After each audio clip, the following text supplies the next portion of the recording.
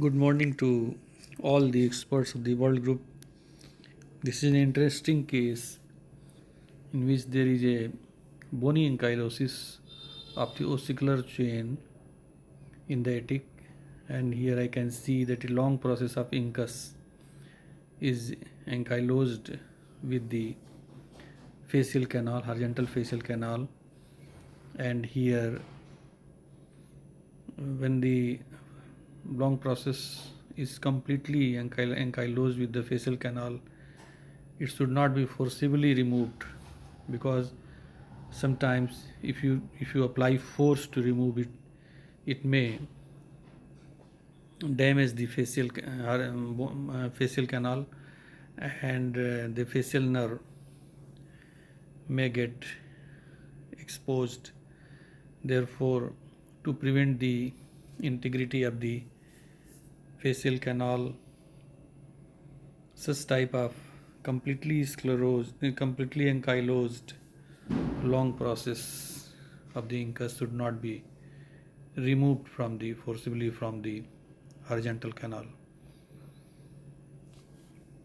Here I have drilled the long process to certain extent to make it a little bit flatter, and here I can see that the head of the malleus is completely ankylosed in the attic, and this head of the malleus I have to drill it to remove it. Here I can see that very little gap is there in the head of the malleus and the long process of the incus. The body and the short process of the incus was removed by applying slightly applying the diamond burr.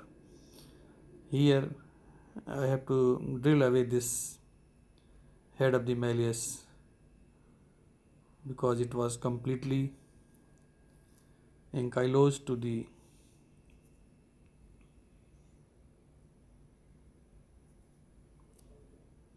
ankylosed in the attic, and any forcible removal of this head of the malleus can open the dura. Therefore, this head of the malleus is being drilled away by the 0.6 burr. 0.6 diamond or cutting burr one can. I am also drilling the long process of incus also to make a space between both. The main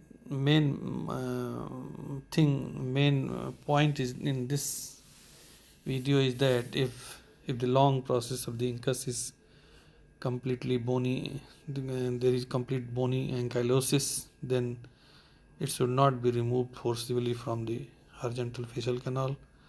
Otherwise, it may come out with the bony horizontal facial bony canal also, and the facial nerve may get exposed.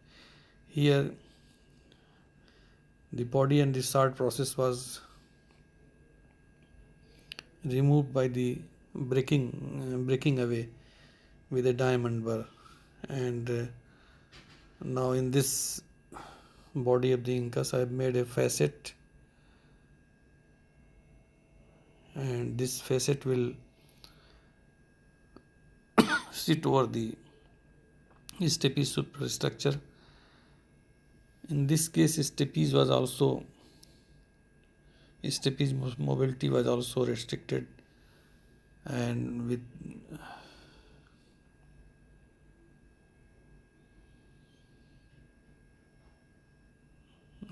by removing the adhesions all around the stapes superstructure, I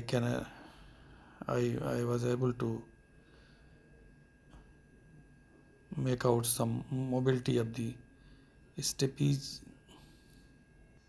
and to increase the mobility of these stapes, I have also cut the stapedial tendon, which was a little bit sclerosed, and by removing the adhesions all around the foot plate and the cutting the by cutting the stapedial tendon, I could achieve the sufficient mobility of the stapes in this case. I invite comments from the our esteemed experts of the World ENT group. Thanks for watching. Thanks again.